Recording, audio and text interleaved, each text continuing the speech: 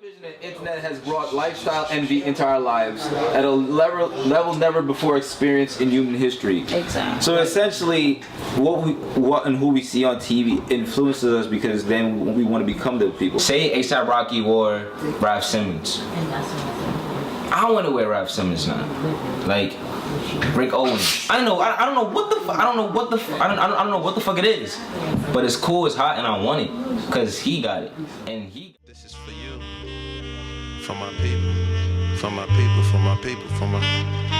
To my 9-5 living that American dream. Hard working, hard living it seems. That don't matter how much you thinking that the paper is green. It's only green if you let it.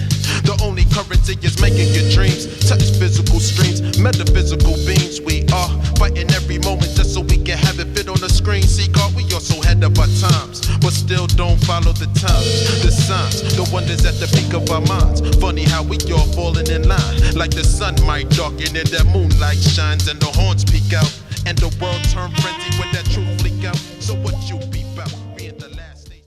Yeah. This guy on the train, right? Because he's a member of Hype Beast, right? Yeah. So he's like, oh yo, Cree, whatever. And I'm saying, so we're talking, and he's like, yo, you know what's so funny? Years ago, everyone on Hype Beast was wearing Vism, right? And Vism was a big thing on Hype Beast, but outside of Hype Beast, like no one, unless you're in like Japan, you know what the fuck Vism was.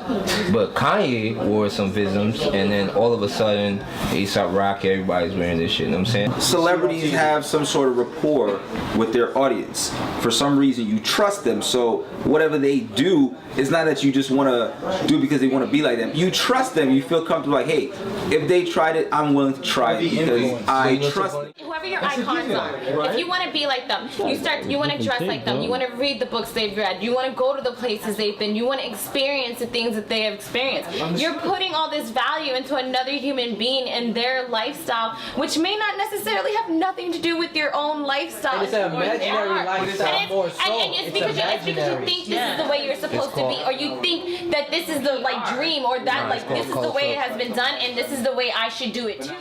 I was talking with David earlier how back in the day I got caught once with that trying to be Usher look with the damn do-rag with the kufi over it. I got caught. Yeah, it wasn't whatever, but.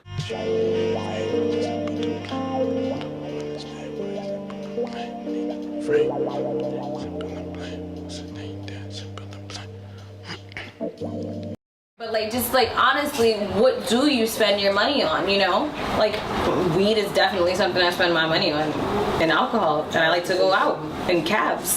Cabs make my life so convenient.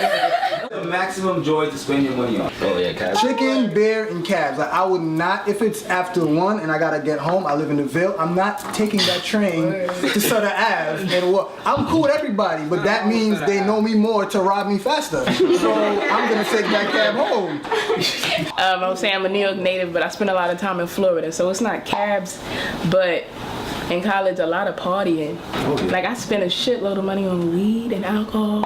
And then when I got bills to pay, I'll be like, fuck, where's my money? And my girlfriend be like, you smoked it. You get extra money and you know that you have things to do. You have responsibilities. But there are a lot of times where I'm like, yo, we got it, let's do it. I think it sucks that we kind of do that, because in a little while, niggas gonna be like, damn, I should have saved my money, because I got stuff to pay for. I say that now. Next morning. Right. You wake up and you hungry and you like, yo, I should not have bought that last night.